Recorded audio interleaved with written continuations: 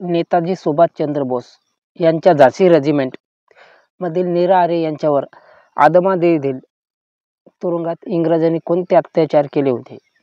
आझाद हिंद सेनाचे झाशी regiment captain Nira आर्य यांना British सरकारने पकडून अंदमान सेल्युलर तुरुंगात टाकले आणि नेताजींचा पत्ता मिळण्यास त्यांचे खूप हाल करण्यात आले. ब्रिटिश अधिकारी यांनी त्यांना विचारले, नेताजी सुभाषचंद्र बोस यांचा पत्ता दे. नीरा आर्य बोलल्या, त्यांचा विमानात अपघात झाला आणि अपघातातून त्यांचा मृत्यू झाला. अधिकारी बोलले, हे जगाला दाखवण्यासाठी, पण ते कुठे लपले आहे ते आम्हाला सांग. ब्रिटिश अधिकाऱ्यांनी चिडून त्याच्या छातीवर पाते चालवले आणि त्यांचे जे स्तन होते ते कापून टाकले. ते आधी त्यांना कोडे मारण्यात आले आणि त्यांच्या हाताने टांगून ते बेशुद्ध होईपर्यंत त्यांचे हाल केले. एक छोट्या जागेत त्यांना कोंडले, जिथे मलमूत्र वासाने त्या बेजार झाल्या आणि शाकाहारी असल्यामुळे ब्रिटिशांनी त्यांना मांस खाण्यासाठी जबरदस्ती केली होती आणि खूप कमी आणि दूषित पाणी प्यायला दिले आणि प्रत्येक शिक्षा ही बेशुद्ध होईपर्यंत द्यायचे.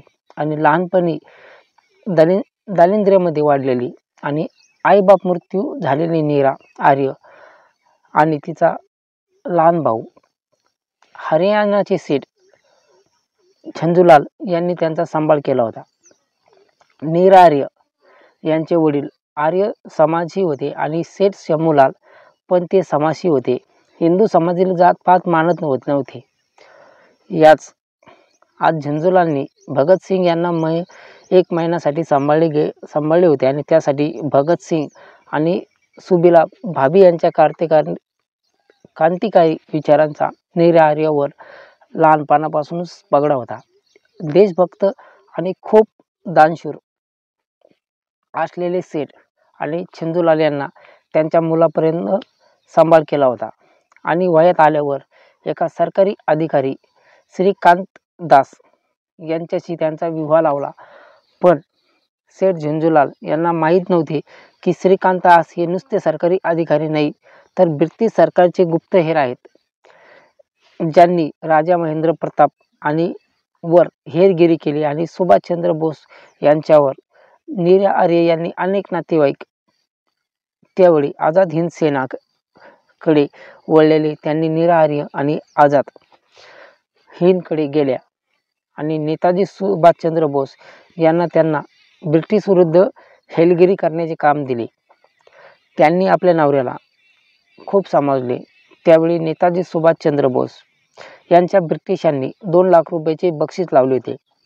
त्यांना मोहात अडकून श्रीकांत दास यांनी एके रात्री सुभाषचंद्र बोस यांच्यावर हल्ला करण्याचे योजले. पण त्याचवेळी त्यांच्या पत्नीला म्हणजे नीरा आर्य यांच्या लक्षात आले आणि त्यानंतर झालेल्या झटापटीत त्यांच्या हातून श्रीकांत आर्य यांचा मृत्यू झाला. नंतर सुभाषचंद्र बोस यांनी त्यांना झाशी रेजिमेंटचे कॅप्टनपदी नेमणूक केली आणि नंतर त्यांनी खूप दिवस पराक्रम गाजवला. पण दुसऱ्या महायुद्धात जशी अमेरिकेने जपानवर अणुबॉम्ब टाकून प्रभुत्व निर्माण केले, त्यात आझाद हिंद सेना काही प्रमाणात पिछाड झाली आणि यात नीरा आर्य यांना पकडण्यात आलं आणि त्या प्रमाणात पिछेहाट झाली आणि यात नीरा आर्य यांना पकडण्यात आलं आणि त्या आधीच नेताजी सुभाषचंद्र बोस यांचा मृत्यू झालेला होता आणि नीरा आर्य यांचे खूप हाल केले. त्याने एका अंदमान जवळील बेटामध्ये त्यांना फेकून दिले आणि तिथे रहिवासी लोकांनी, तिथे जे आदिवासी लोक राहत होते, त्यांनी त्यांना वाचवलं. पण पुढे हैदराबादमध्ये ते आल्या आणि खूप हलकीत आणि दारिद्र्यात त्यांना एका झोपडीत राहत होता. त्यांनी त्यांचा मूळ गावी जाण्याचा प्रयत्न केला आणि त्यांना अनेक जणांनी ओळखले नाही. ज्यांनी ओळखले त्यांनी सरकारी मदत देण्याचा प्रयत्न केला, पण सरकारी मदत घेण्याच्या त्यांना नकार दिला.